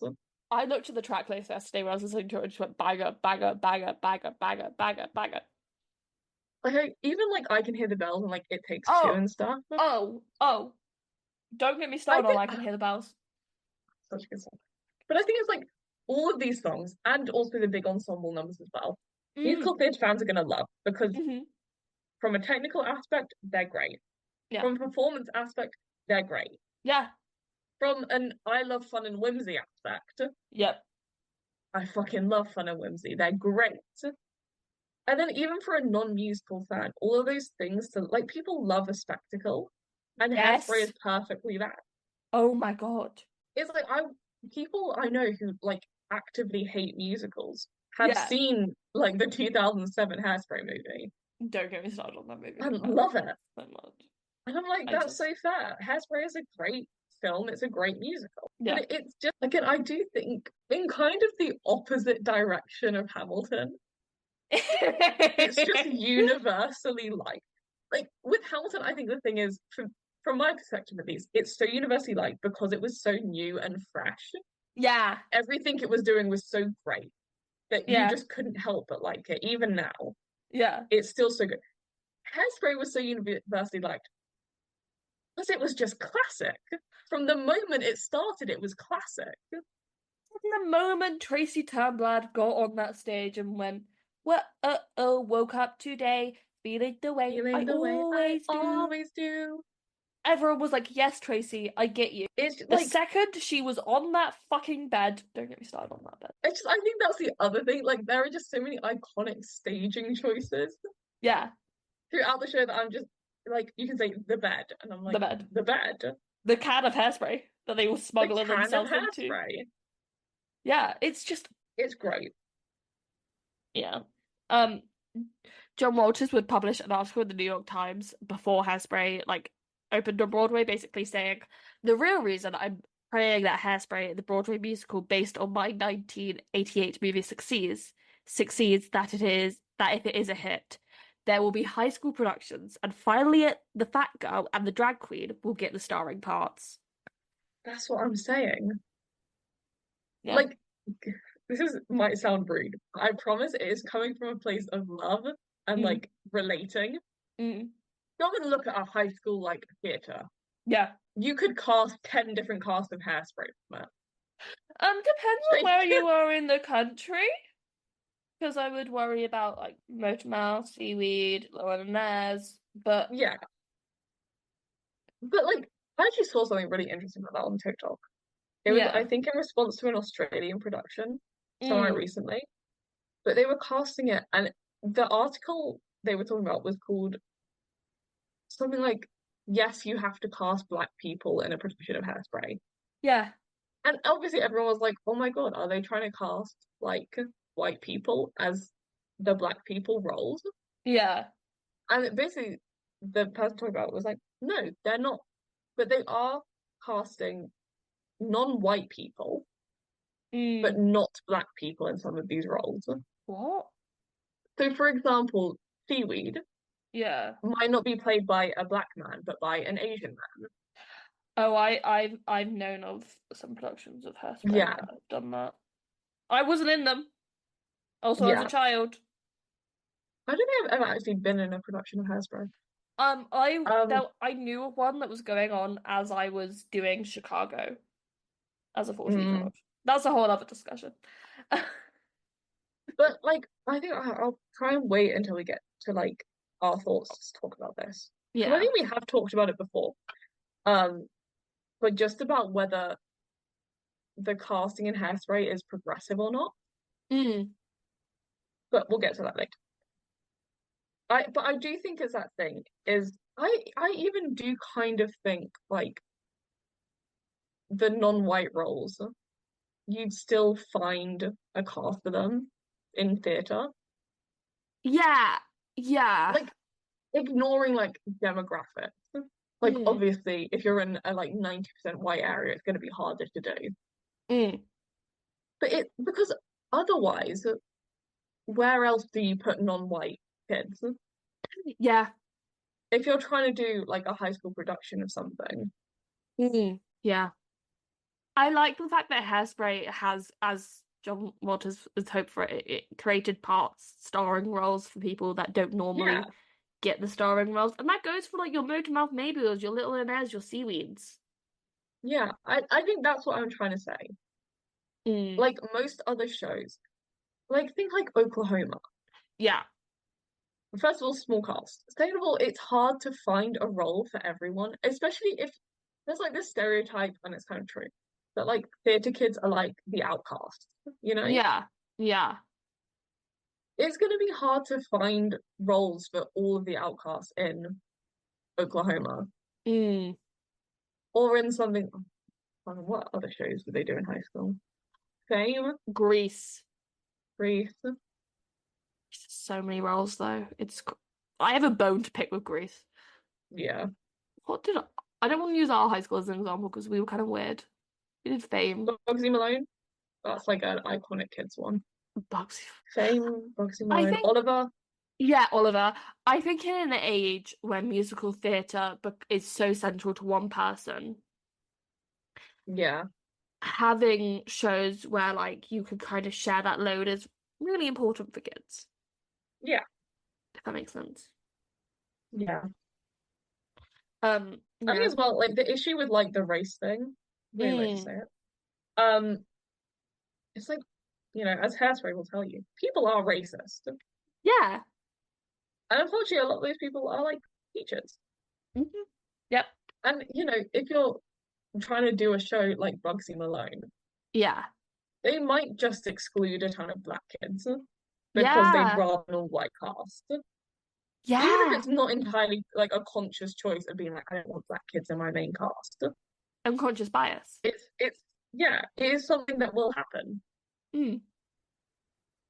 And so I think I'll talk more about the actual like casting restrictions of Hairspray later. But Yeah. I do genuinely think, especially at the time, Mm. again, like 2000. Oh yeah, I'll get into those more later. But Okay. I think, especially at the time of like 2002, Uh-huh. that's when it was on Broadway first. Yeah. I think it was and kind of still in some ways still is important or like effective is a better way to say it, to Mm. have roles that need to be non-white. Mm. Like I guess it can sometimes feel like a quota. Well, because we're speaking, I hate to say this, I hate to say this phrase, I hate to say this phrase so fucking much when it comes to musical theatre and casting people of colour. We're living in a post-Hamilton world. Yeah, You know what I mean when I say that. yeah. But I think ultimately, like, especially when you are starting out, Yeah. any role you do is like a showcase of yourself. Mm. So obviously, if you're like a young, like black man Yeah. trying to get into musical theatre, if it so happens that your first role is seaweed, Mm. you know that no one else, like a white guy isn't going to take the role from you just for being white. Yeah. And so you have a chance to show yourself, and some critic will come and see Hairspray and be like, the guy playing seaweed is really good. No. Like, I think that is a really pessimistic way to look at it, though. No, I agree. I mean, yeah. I get what you're saying exactly, and I think it's important that we acknowledge that we're in a different place now than we were in the early 2000s. Yeah, And Hairspray provided jobs for people for years. yeah, It provided them with roles and opportunities and money. It's a big Broadway hit where they got seen and they got to sing and they got to, yeah, in an otherwise quite challenging landscape. I guess like anything to help you get your foot in the door is a Mm, good thing. I don't know. I get in some ways I do just feel really underqualified to talk about it like, because again, it's yeah, one of those things that I never really had to worry about. no. So it is literally just me trying to imagine what it would be like. Yeah, I just, Anywho, let's read the reviews. Let's see what the New York Times had to say about Hairspray. Uh, the buzz on Hairspray, which centered on a television disc jockey show in which white kids dance to black music, has been The overblown variety that can wind up stirring its creators have been tormented, for example, as the next producers. In truth, Hairspray doesn't have those same breathtaking confidence in its powers of innovation. There are moments, rare ones, where it seems to lose its comic moorings and drift into repetition, and definitely overdoes the self-help style anthems of Uplift. Yeah, it's Hairspray. I mean, I don't exactly know what they're Yeah. ragging on to. Yeah, I think you are asking a bit too much from Hairspray, and I don't think the producer's comparison is helpful. Yeah. Anyway, but like the producers, Hairspray succeeds in reenacting pleasures of the old-fashioned musical comedy without seeming old-fashioned. Think of it. You enlist such culture nomenclature as a postmodern musical. It's at work to incorporates events of arch satire and kitsch and camp, all those elements that ruled pop culture for the past several decades, but without the customary edges of jadedness and condensation. Remember all that a few months ago? You remember all that talk a few months ago, some months back, about how the age of irony was over. That diagnosis turned out to be embarrassingly premature, but Hairspray offers a willing evidence of the charms of an irony-free world, at least for a few hours. For Hairspray is, above all, nice. This may be regarded as a faint praise in New York, the capital of type A personalities, but nice in this instance doesn't mean bland. I think they spelled it out in neon, perhaps in letters of purple and fuchsia, but that's the kind of nice that Hairspray is selling. It's awfully good to pretend for as long as the cast keeps singing the world is really that way. I think that last line gets Hairspray. Like, as long as the Yeah. show is going, the world is good. Yeah. Or you can believe it is. Yeah. Like, as long as I would listen to You Can't Stop the Beat for an hour and be like, yeah, the world's great. Yeah. Anyway, the variety would say, okay, so the new musical Hairspray doesn't offer to cure cancer or the nose-diving Dow for that matter.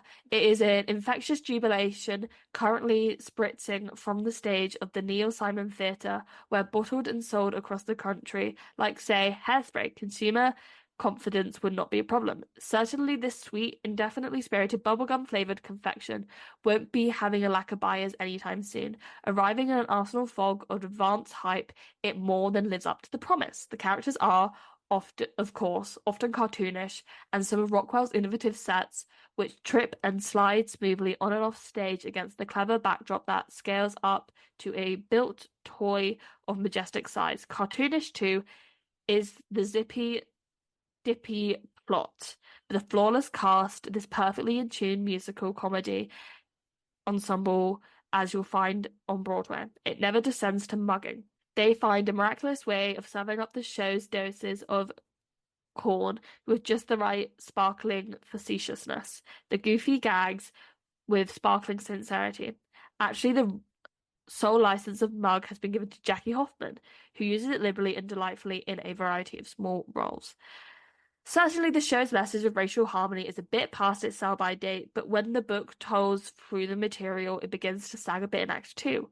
One might wish the black characters were given more focus, or that on Motormouth Mabel's upbringing racial pride song I Know Where I've Been didn't feel so dutiful.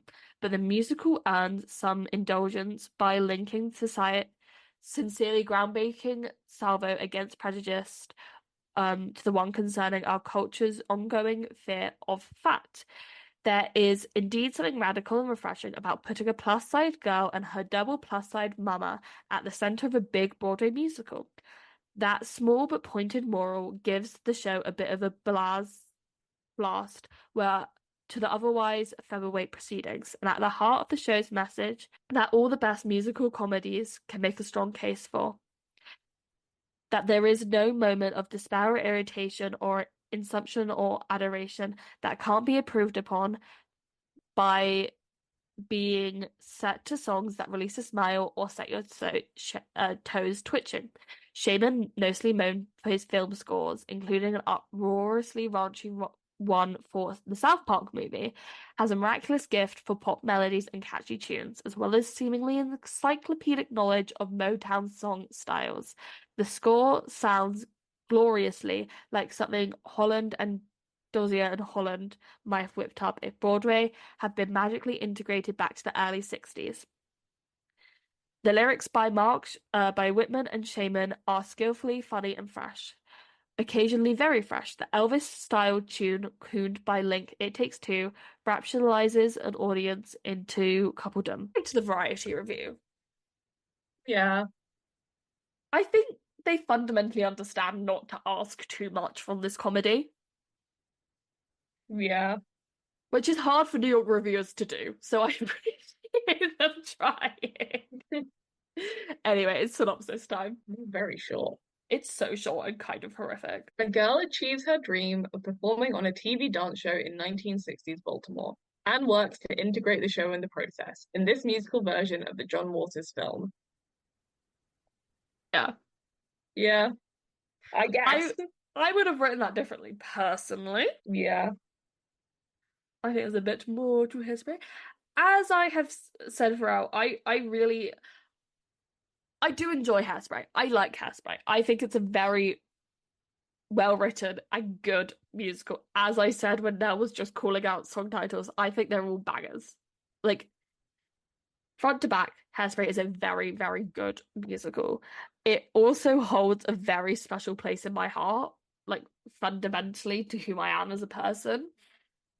Like, it was one of those, you know how especially when you're like a bit younger than like a teenager or preteen, you just kind of like listen to like some songs on a loop almost. Yeah. It was one of those almost. Like that original Broadway cast recording got spun all the time. Like it was a very much like me and my friend would put it on and we'd do shows in her living room. Like it was one of those. Yeah. So I think it is just a cute musical. yeah, don't think there's a ton to say on it. Like at least for no, our thoughts. Just I really like it. yeah, I think some people expect too much from it and there's no reason to. mm, And it's fun, it's cute. My thing with the casting, mm, um, I'm pretty sure we have talked about this on here before, or at least we've talked about it between ourselves. yeah, But there was this thing where I want to say it was a high school in America somewhere, probably, and they were doing Hairspray as their like show, mm, and a ton of the black kids in the cast didn't want to do it yeah, because they are incredibly limited in their roles. yeah. I understand that criticism of it. With the idea being like you could, because in a lot of shows you can kind of get away with being a bit like wishy-washy with race Mm, because obviously like colorblind casting colorblind is casting, you know, and also because a lot of people are really uncomfortable around directly mentioning race. yeah, It's why you get stuff like in yeah. Heather Duke, It's always played by a woman of color. but sometimes not. Yeah, Like Hannah Lowther has played Heather Duke, yeah, yeah, yeah, yeah. and it still works fine. Mm, Like there's nothing even to make it feel uncomfortable as though it is a white person playing a black role. yeah, Like it is completely fine. It's just we tend to cast non-white people. We, as if I say, people tend to cast non-white people in that. The thing with yeah, Hairspray is race is such an integral part of the story that you could never have a black Tracy Turnblad. yeah, yeah, yeah, yeah, yeah. It just would not work. You cannot Jamie Lloydify Hairspray the musical. Not even that, like you couldn't have a black Tracy Turnblad. You couldn't have like a black Amber or even Mm, really a non-white Amber at all no, you. because it just does not work. Amber's a racist from Yeah, start to finish. it just doesn't. And it's the same with what is his name? The love interest, Link. Link. Like you couldn't have a black Link. Yeah, no. Like that kind of stuff. It's And unfortunately, none of the black roles Mm. feel as made as those roles. Yeah, yeah, yeah, yeah. They all feel like, and I know technically they might be listed as like the main cast, Mm. but ultimately, like Tracy Turnblad is the main character. That's undisputable. Tracy Turnblad is her face is on the poster, Yeah. you know. And so I think again, I think it's the thing we were saying before of I think it is a good thing to have these roles that require non-white casting because a lot Yes. of shows Hmm. would just cast all white. We've Yeah. seen it happen recently. Oh yeah, there was that Singing in the Rain. Yeah, stuff like that. There was like stuff like that that has casted all white. And again, I don't think it's a conscious thing of someone has sat down and said, we don't want any non-white people in the cast. Mm. But it has happened for a reason. Yeah. But then I also don't think it's fair to non-white actors Mm. to limit them to certain roles when the Yeah. same wouldn't happen for white actors. Mm. Mm. Like I guess like ultimately, could I play Tracy Turnblad? Yes. Yeah. If I was in a production of Hairspray, could I play? I've forgotten every single person in Hairspray's name. I haven't. Like literally right now. Oh. Because Could you I play promise you, I know the characters in Hairspray. I know Hairspray. don't get me wrong, Just for some reason, I have forgotten every single like character. any good person who was around in the in the 2000s, we know Hairspray. We We know promise. Hairspray. I guess, yeah, like, I just, like, Motormouth Mabel is the best example I can use. Yeah. I could never play Motormouth Mabel, No. but ultimately, I could go to another show and get a role similar Yeah. as a white person. Yeah. The issue would be a woman who could play Motormouth Mabel could audition Yeah. for the same different show and not get it Mm. because I do instead because I'm white. Yeah. You know? And I think that's like my one pretty genuine criticism of Hairspray. And even then, I don't think it's a criticism, it's just like an acknowledgement Mm. that I think, again, it's just a thing of I think we've come so far from Like, Hairspray. and also we've come so far, like especially I'm not talking about the general world because that's a whole other discussion, but the world of musical theatre, we've come quite far quite quickly in a Yeah. lot of ways. But I don't think that any show should have a need for like a quota casting Yeah, yeah. of being like, this amount of people have to be played by non-white actors. Mm. Because I think that it should be very clear that in most cases, Yeah. like you can cast any show as colorblind. Mm. But yeah, I don't know. I feel like I don't see a ton of obviously again it is Hairspray. So I was gonna say like I don't see a ton of like criticisms and like critiques of Hairspray. No one has any Like good no like one's having a critical discussion about Hairspray. It's like, yeah, because it's Hairspray. it's it's the musical where like it starts with a parody of Good Morning Baltimore and it ends with you feeling like you could take on the world.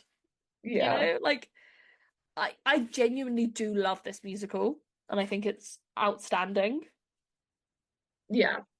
I think what it's always set out to do is always done quite effectively. I guess in my mind, I think it's still a really enjoyable musical. Yeah. If it was announced there was a production starting tomorrow, I'd go see it. Yeah, yeah, yeah, yeah. I'd enjoy it. But I just don't think it's needed anymore. That's how I feel about Hairspray. Like undoubtedly for a time it was needed Yeah. because Broadway and musical theatre in general was very racist. It still kind of is. Still kind of Let's is. be honest with ourselves. Still like There's really is actually. there's a great report that they do every year about like Yeah. diversity on Broadway. It's a fascinating read. I'm gonna include it in the links. It's very well laid out, very approachable. I Yeah. agree. But I think it's at least I guess my thing is if you created a show like Hairspray today, Yeah, I think you'd get backlash a for 100%. separating the casting like that and being like, these people have to be white and these Yeah. people have to be black. Yeah. Also, You'd get how criticisms for that rather than just being like, why not just write a show that's colorblind? yeah, I the issue I find like I agree with that completely. However, it slaps. Like, Oh yeah. but, but I think it's the thing we said earlier. I'm not gonna pretend at all that it is a complex take on no, race, that it addresses more than like the bare minimum of what racism is. it is racism bad. Racism bad, Don't be dancing mean. good. Everyone should try out for their local We should dance show. dance. Everyone should shimmy from now and again. Yeah, And I mean, there's a character who's called Penny, who her whole point is to sing high and be a bit ditzy and fall in love with seaweed. yeah. I think it's what we kind of, for some reason, not talked about it. I do genuinely think that like Tracy Townend is also a very important character. Oh yeah, Tracy's great. Just for like, because I'm trying to think, every other like fat character, especially a fat like female character on stage, is usually a joke. The only other one that's coming to my mind is Martha Dunstock. But even then, she's bullied She's a for joke. like, she's still a joke. Like ultimately, a big part of her character is still, how do I phrase it? It's still being fat and that being bad. Like the reason she tries to kill herself Yeah. is in part tied to her being fat. Yeah. So that's a very tragic character. Like she's Mm, not a happy character. She's not a fun no, one to play. no. And then in contrast, you get someone like Tracy Town. Mabel from Fame, Yes. whose entire thing is played off as a joke. Yeah. And then What's that? Mabel's Prayer, which is all like, I just want yeah, to be skinny. save me from being Fattest the world's dancer. biggest dancer. Like, Yeah. and then for Tracy, you don't get that at all. Like, she's in a comedy. Mm. She is the lead female character in a comedy, and her Hmm. weight isn't a joke at all. And she gets the guy. She She gets steals the the guy. guy from the pretty I blonde even pop. trying to think, like, they bring up her weight a few times.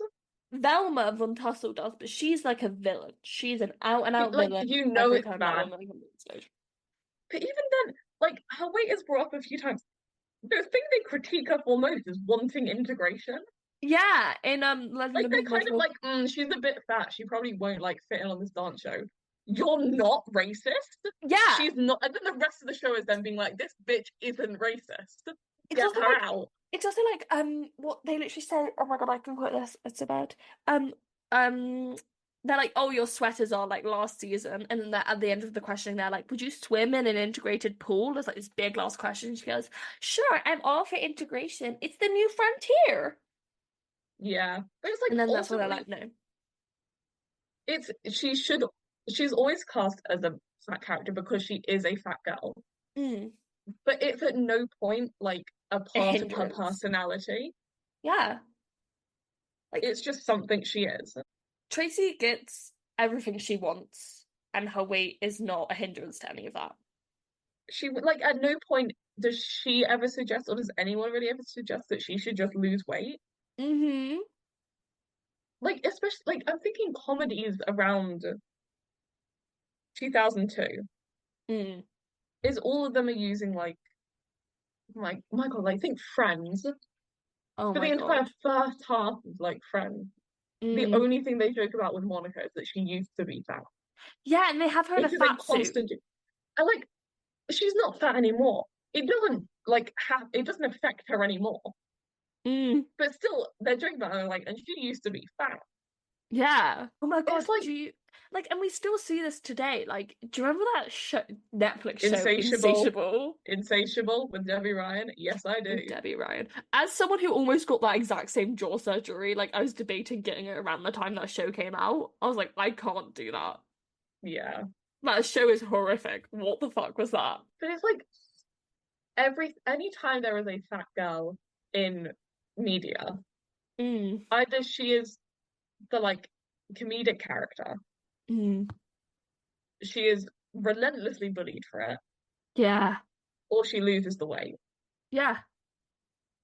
And it was still is to be fair, really refreshing to see a character that doesn't have to do any of that.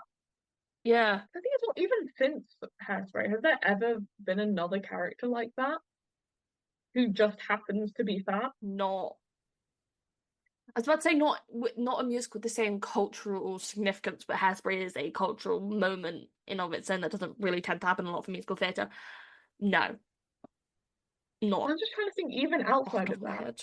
Because after the musical comedy era, which kind of ended around 2008, 2007, you then get into the rock musicals and the start of these screen to musical adaptations with Spring Awakening and Legally Blonde. Mm, And then the next big turning point would really be around Hamilton, Dear Evan Hansen, Hadestown, and Usher in Strange Loop. female? He's male, not female though. That's what I'm saying. I feel like I could name quite a few like fat male characters in theatre that are just fat.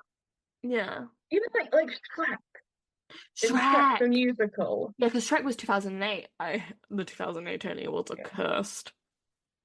But or like Patrick in SpongeBob. Going Yes. really animated to Anastasia for some reason. It was the time, as I just What's said. his name in Anastasia? Oh, Dimitri. No. Glad. Dimitri. No. Popov. Vlad Popov! Popov. Vlad! Vlad. Vlad If I Popov. just keep saying enough Russian names, it will come to me. Yeah. Like he makes a joke about it in Blind to do it. no. Oh, the Countess and the We'll Common go Man. from no, Oh. I know Anastasia. We'll go from there. When he's talking Yeah. about meeting up with the Countess again, who I've also Mm. forgotten the name of. Lily. Constance? Lily. She's played by someone called Constance. Yeah, I think that's right, yeah.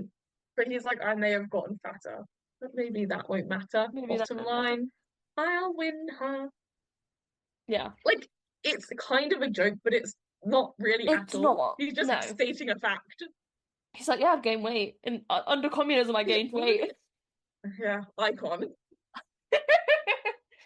The only like female character I can think of is what is her name from Waitress? Oh, Becky. Yeah, but even then, Yeah. I feel like it's been a while since I've like seen Waitress. Becky is She's joked not, about because she's got that jokes about her boobs being different. but that's not about her Oh, being that's fat. funny. That's just about her boobs. Like, I don't think she's actually written as a fat character. No, she's just typically cast as one, which is a Yeah, whole other debate. I don't know if I'm just like being purposefully dense about it. I mean, like, oh, I can't think of any, but There I must not be genuinely any. can't Yeah, I get what you're saying though. because I'm even trying to like specifically think like comedies. Yeah. Because we had so many musical comedies in the early 2000s, and Hairspray is Yeah. the only one with a fat female character. Mm, Oh, oh, oh no. what? That fucking Go-Go's musical had a fat female character in it. The what musical? The Head Over Heels one. Oh, I always forget Head Over Heels exists. Every so often, me and Nell will have a conversation, be like, "Do you remember Head Over Heels?" Do you remember Head Over Heels? Yeah, I don't know if I count that. I don't know. I think it's just to me that's really Interest, like, important as yeah. well. And I Mm, genuinely think it is strange because I can guarantee that everyone listening to this is going to be like, oh, but this character, but this character. And I guarantee I've thought of them too. But I'm trying to think of someone who is treated at the same level as Tracy Turnblad, yeah, where they are fat. That is a fact.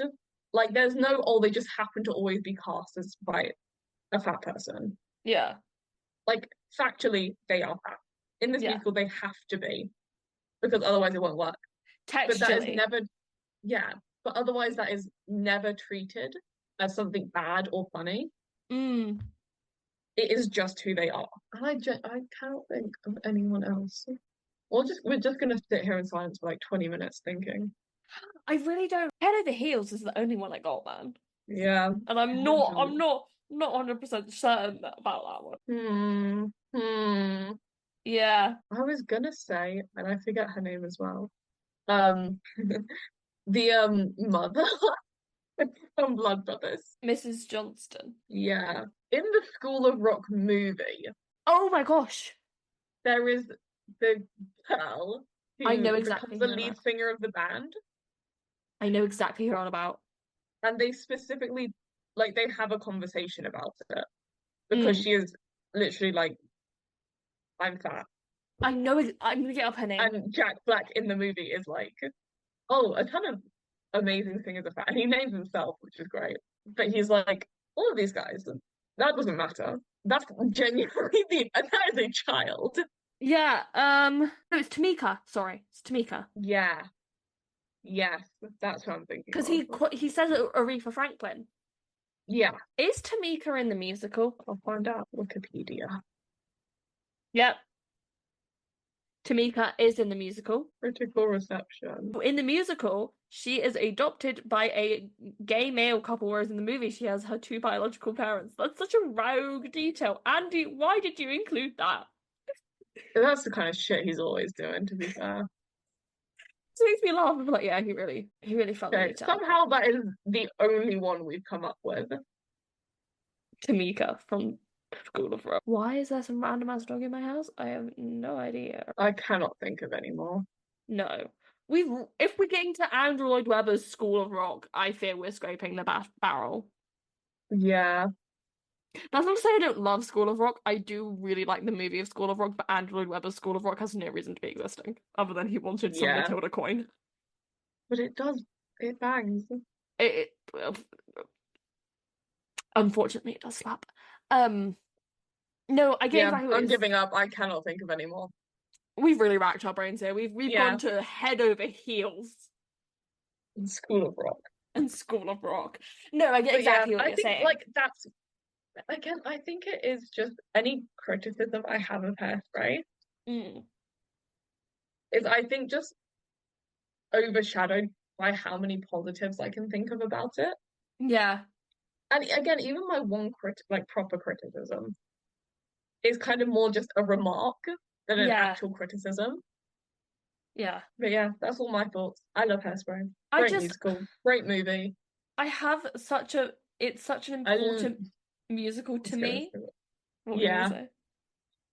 I love that guy on TikTok who does the impression of John Travolta as her mom. I love You know who I'm talking about? I love how every so often people just throw in Nikki Blonsky's name to like famous people's names and it cracks me up every time.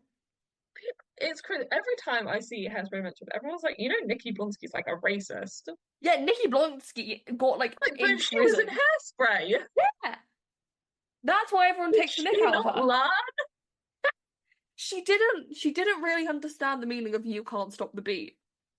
Um it's a very important musical to me, like my life and all that kind of stuff. I Yeah, I wouldn't say it's flawless. It's a good musical comedy about topics that in years past would have been the butt of the joke as well, if that makes sense. Like if Hairspray was made 20 years before it was, then there probably would have been Tracy Turnblad wouldn't be who she was. Edna wouldn't have been who she is, you know? Yeah. The fact that they are who they are and they mean a lot to people. Yeah, I think that's my thoughts on Hairspray done. Bangs. Slays. Love it. Anywho, should we get on to the Tony Awards? I guess. I guess.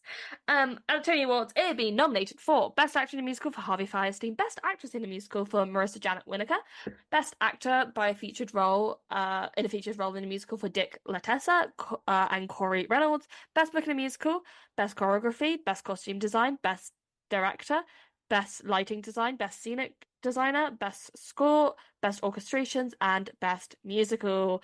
It would win Best Actor in a Musical for Harvey Fierstein, Best Actress in a Musical for Marissa Janet Winokur, Best Actor in a Featured Role for Dick Latessa, Best Book of a Musical, Best Costume Design, Best Director, Best Score, and Best Musical, Beating Out, and more. A Year of a Frog and a Toad and Moving Out.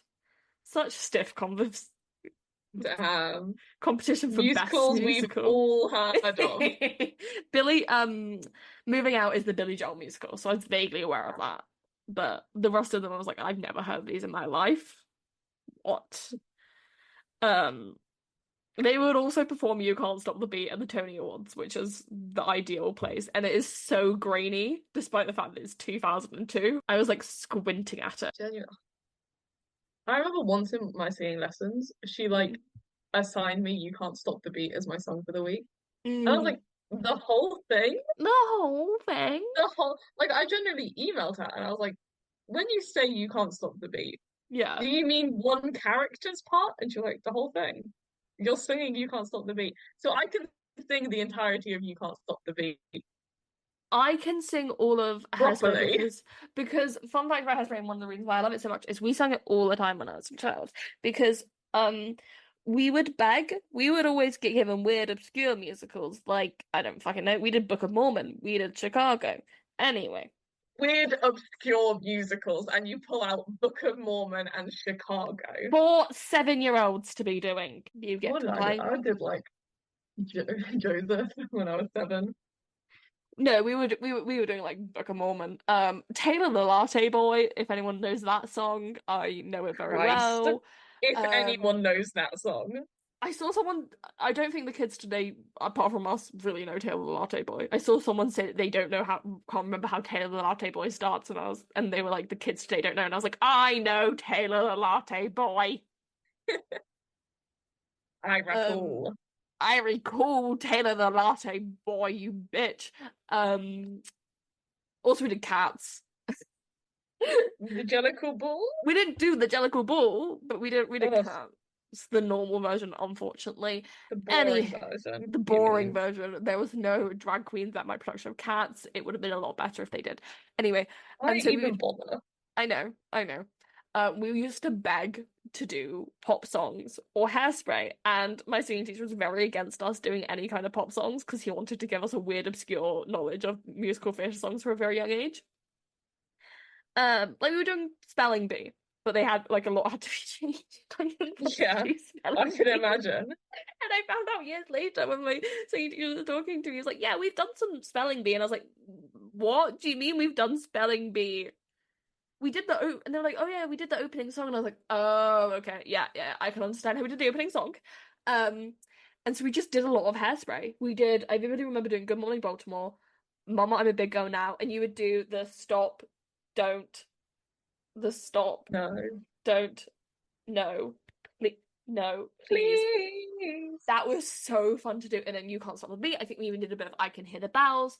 But yeah, like Hairspray is ingrained in the head, you know? It's up there.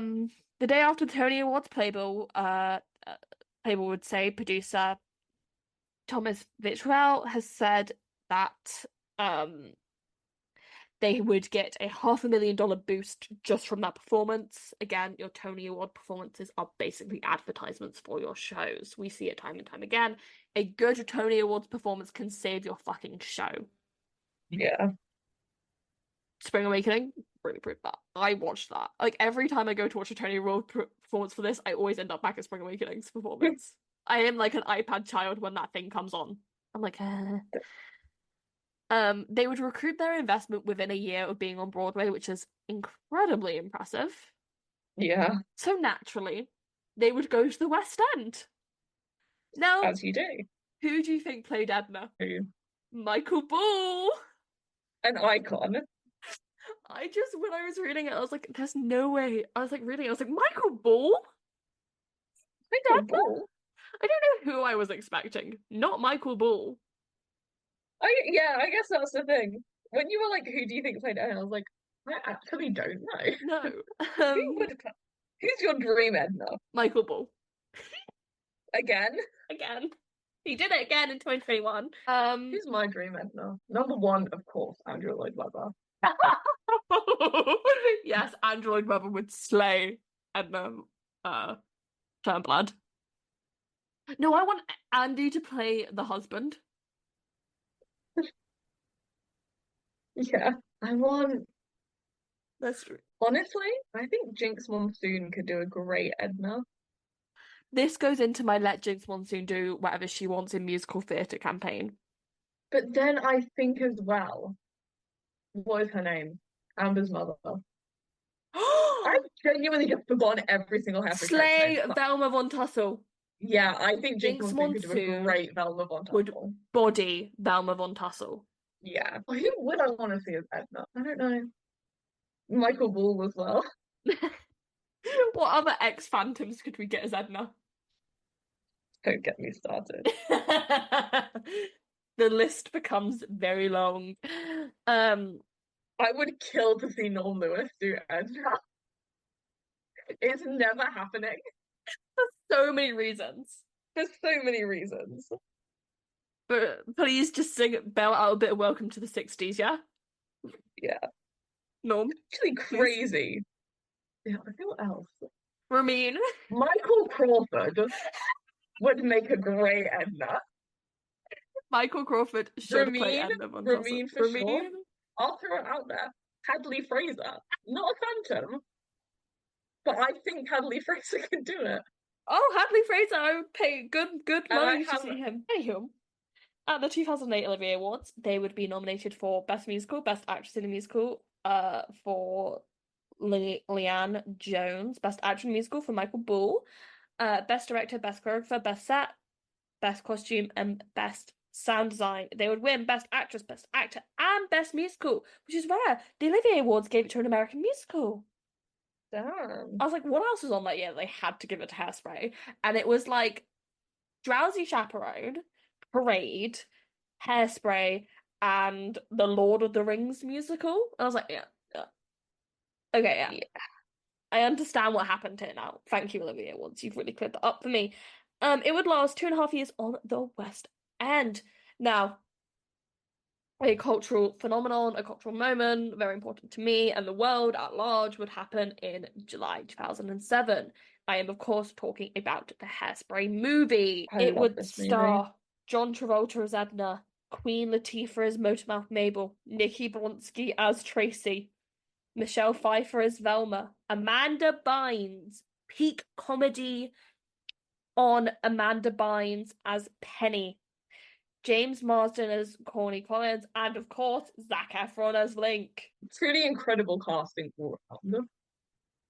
I think it would cost 75 million to make and gross 203 million worldwide. I could literally Frankly, not nearly enough for what the 2007 Hairspray movie is. We all should have gone to the 2007 Hairspray movie like every single week of our lives and just seen it on a loop until they refused to remove it from cinemas. Like, I think they should put it back in cinemas for a bit. Yeah. Just so we can go like every week. I own the physical DVD of this movie. I don't own many DVDs. That doesn't surprise me at all. I own the 2007 Hairspray DVD. Yeah, but that checks out completely. Quite frankly. You expect nothing less from me. Yeah. It's right next to my Wisdom of Oz DVD. Also doesn't surprise me at all. I fucking love that movie. It is just a perfect movie that can live outside of the musical, but also supports the musical so perfectly. If that isn't gibberish, it feels like it is gibberish, but I know what I mean. What you're saying. Yeah. It's not like, because obviously, Hairspray is based off a movie. Yeah. But you know, like the Mean Girls movie? Yeah. Like the Mean Girls, the musical movie. It doesn't feel like that. Yeah. Yeah. It doesn't feel like that, where it's, oh, this was already a movie, they've just changed it slightly to add the songs. Yeah. And it also doesn't just feel like, this could have been a pro shot. Yeah. It is its own thing. It works event. Perfectly. You have John Travolta. You have Queen Latifah. I'm not mentioning Nikki Blonsky because she's a racist. Michelle Pfeiffer. I can't describe to you how big of a deal it is that they got Amanda Bynes in this movie. And Zac Efron. It's incredible. In 2007, to have those two in your movie, not even playing leading roles. Just hanging out.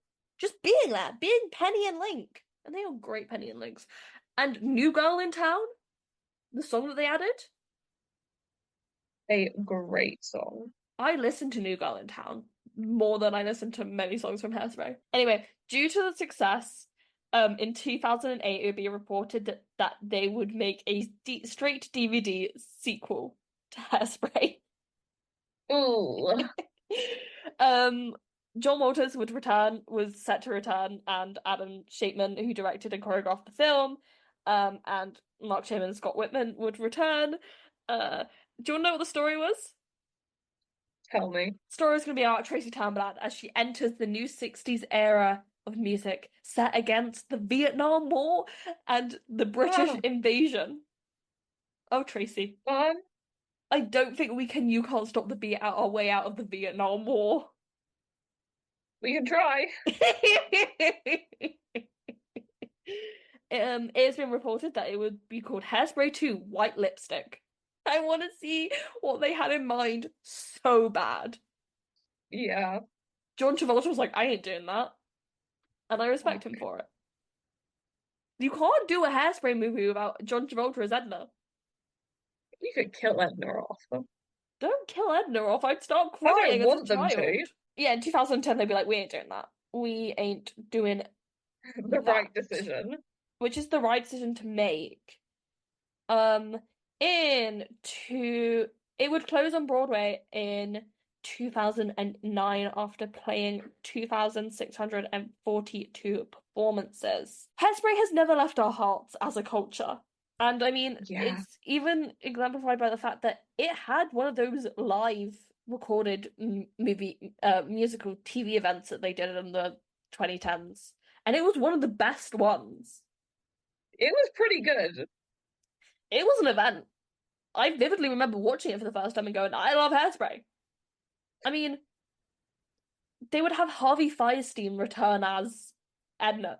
Ariana Grande would be Penny. Dove Cameron as Yeah. Amber. Dove Cameron as Amber. Christian Chenoweth as Velma Von Tussle, which I argue is a role that woman is made to play. Oh, yeah. And Jennifer Hudson as Motormouth Mabel is iconic. Yeah. Some of them, like live musicals were horrific. I can't say Yeah. the same about My Dear Friend Hairspray Live. It was a good one. And again, they cast a pretty much unknown woman named Maddie Barlio to play Tracy, Mm, giving people opportunity and their foot through the door in a way. Yeah. yeah. I love Hairspray. They're talking about bringing it back to Broadway. I don't know. I guess my thing is, if it came back, there's just no way I'd be angry. You can't be angry at Hairspray. I can't be angry if they bring it back. I guess Yeah. my thing is just everything we've already said today, Yeah. which is I don't feel that there's a need to bring it back. I think I found a tweet from, do you know Sis the Doll on Twitter? No. She loves ballroom cats. Every day Oh, tweeting about ballroom cats. I respect her then. Yes. She was also Ado Annie in the national tour of Fuck Ass Oklahoma. I respect her even more. Yeah. She would say, I love Hairspray as much as the next Broadway babe, but as a society, we are so far away from the harmful themes and the white savior complexes that appear in the show. Like the bones of her, unfortunately, she can stay in the past and we can love her from a distance. Yeah, that sums it up better than we ever could. That's so eloquent in a shitty Fuck. tweet. Fuck. Love Sissy Doll. Hairspray is as Sis so eloquently said, we all love it. However, we can love it from afar. Yeah. We have the movie, we have a live version, and we have the soundtrack. We have the original Broadway cast recording. Yeah. I guess it is that thing is I'm never gonna pretend I don't agree with the criticisms about Hairspray. Yes. I do think it is outdated. I do think it's not needed anymore. Yeah. But bitch, when Good Morning Baltimore starts. But bitch, when Mama I'm a Big Girl starts, Oh my God. when even like the nicest kids in town starts, I'm like, yes, greatest song ever. Woo! Anywho, that was Hairspray. Now I think I'm gonna give you the honors of announcing what we're doing next week because I'm 90% sure I know what it is. You do know what it is. I already know what it is. Okay, We're doing good. my favorite musical ever, Yes. Phantom Party. Guys, it's Hadestown Part 2 time. No, we are doing like genuinely my favorite musical Genuinely. ever. Like, fun fact, this Um, is Nell's favorite musical. it like genuinely is, And people and I'm all so I scared about talking about it. really Yeah, well, because you just love it so much you want to do it right, or yeah. yeah, I get that. But we are doing Tuck Everlasting. Yeah, We hyped it up for months. we have. When we were first talking about doing this podcast, and I was like, nearest date to 1st of August 2000, That was genuine. Like, when can we do Tuck? 2024, we are doing Tuck Everlasting. No comments about it. And I was like, yeah, sure, whatever. It's Tuck Day. We We have to just do. have to do it. Tuck Everlast. That ballet always makes Oh me my God. want to cry. So if you haven't listened to Tuck Everlasting, do yourself a massive favor and go listen to it. I would never condone watching a bootleg, but you know, it's I been would closed never for watch a ages. bootleg.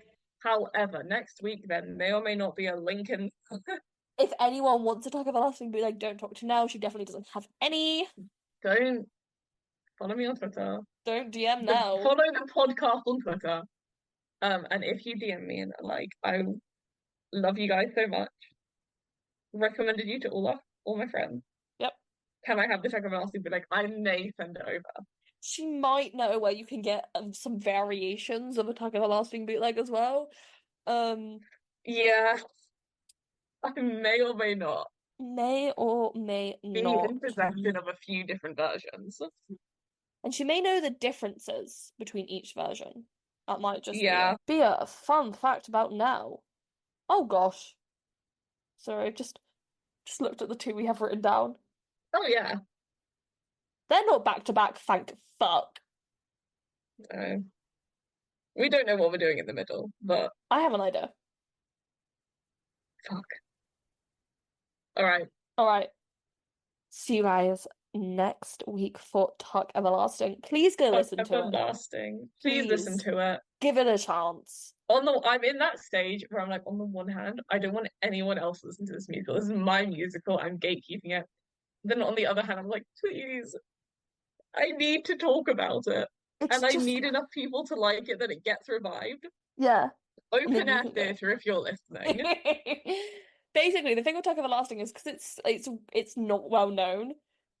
I remember they once vividly having a conversation with one of our friends being like, "Oh, Nell's favorite musical is Beetlejuice," and you'd be like, "No, it's not," and everyone else being like, "No, it is. It is. Your favorite musical is Beetlejuice," and I was like, "Guys, it's not. You just don't know it." Like, genuinely, people ask me at uni, they're like, "Oh, you like musicals?" I'm like, "Yeah, I do." They're like, "What's your favorite musical?" And I'm like, I have to judge you really quickly. I have to make a lot of assumptions about you. Depends on who you are is the answer I will give, and how deep I want to get with you. It's like my real friends. I'm like, it's Tuck Everlasting. It is this tiny little musical. It's based on a book by Natalie Babbitt. I own the book. She does. Proudly. I can look at it. I'm looking at it right now. I own the Tuck Everlasting book. Nell was like, "You should read it," and I was like, and she was like, "But you're not having my You'll copy." cry. You're not having my copy. If you should read it. I think this Tuck Day you should buy a copy. Okay. Mine was cheap. Yeah, because it's a kid's book. It's a kid's book, so it's children's book. Just read it. You'll cry, but you should read it. Okay. Have some Audible credits. Read it. But yeah, I was like, it's my favorite musical ever. I love it so much. And it's been Nell's favorite musical for like as long as I've known her. Yeah. Yeah. It's been my favorite musical since like 2016, 2017. Yeah. I remember hearing it closed, but I don't think I was a fan of it when it closed. Well, no, because unfortunately, RIP, it ran for like 20 performances. Really quickly. Fuck Nell's you, crying. Hamilton. Fuck you. Nell's crying right now, guys. My favorite. Okay, we gotta stop because I'm gonna cry next week when we do it. Well, I might start crying when we start talking about the story of Winnie Foster. I'm gonna get so deep next episode. Get ready for you guys thought Nell got deep in Hadestown. You guys thought she got deep in Phantom. There is gonna be a point where I'm just gonna be like, an 11-year-old Winnie Foster does make you think about your own mortality and what that means for you. Oh, And it's gonna be serious. now may I remind you of what we've allegedly got coming out on the 9th? We need something fun in the middle, girl. We I need something fun. need something fun. Anywho, Anyways, we will speak to you all next week for Attack Everlasting. Bye bye. bye.